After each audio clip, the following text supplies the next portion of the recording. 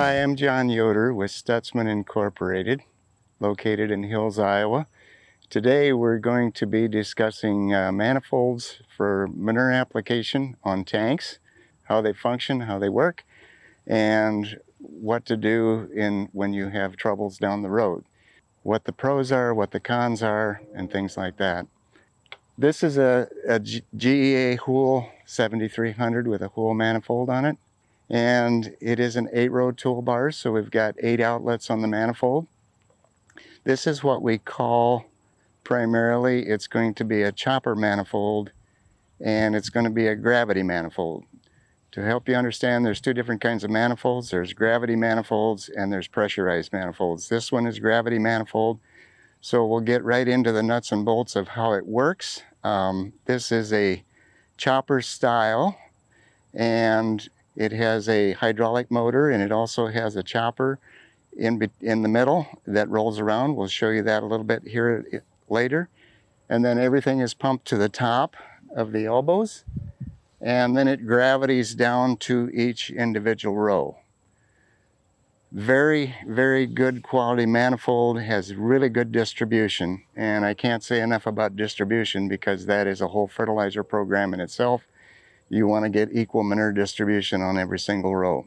So the basic differences in these 2 manifolds is going to be the difference between a standard manifold and a chopper manifold.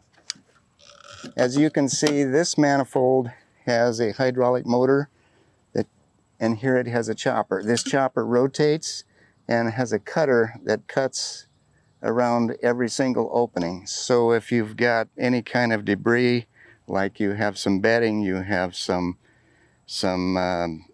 straw, you have anything that would plug these manifolds, it will help to cut it up. The problem is there's also some bigger items that get in there that it can't get to, so that's why we talk about trash traps later on. This manifold is tied in with the toolbar, so when the toolbar goes down, the manifold starts. It has one direction. When the toolbar lifts up, the manifold reverses, so it automatically helps clean out the manifold. We also have what we call a standard manifold. Does not have a chopper, so we replace this cutter and the hydraulic motor with just the deflector. And you're going to ask, why is the center hollow? If you look back up to the machine, you can see that the manure comes into the center of the manifold, and then it enters into the center of this and diffuses around and goes to all the different outlets as it's doing its cutting option. The pump then pumps the manure to the top of the elbows, and that's where these one-way check valves allow air to be introduced, and the manure gravities from there to the bottom.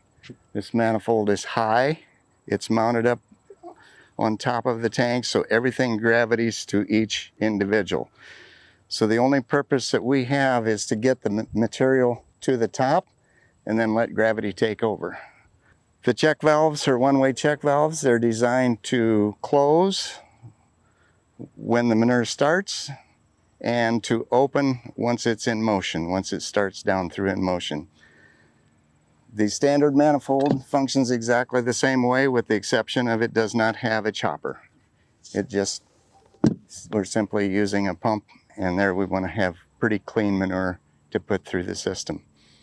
The disadvantages and the advantages. The advantage to the GEA manifold is it is very good equal distribution. It has a nice cutting feature in it, and it basically ensures that you get manure to every row equally. The disadvantage of it is, as you can see, it is mounted up high. It's hard to get to and hard to work on, so you almost have to have a loader or a ladder if you want to do any service work on it. It only allows for 8 rows, so when you're purchasing your toolbar, you have to be conscious of the manifold. This is a very good distribution system and a very good manifold, but being limited to 8 rows, it kind of restricts you on toolbar size when you're thinking 10 or 12 more rows We have to use a different style manifold. The biggest advantage that I see is we get into the later fall season and it starts to get frozen at night. These hoses all drain out because of the height of the manifold. Everything is properly drained. You don't have to worry about coming out the next morning and everything will be frozen up. It's ready to go. In conclusion, I think it's really important to understand manifolds. First and foremost, understand your fertilizer program, understand your application rates, understand how the manifolds work and why this one can be a good choice for your situation. Whether it be the one with the chopper or whether it be the standard one, they're both going to do an excellent job.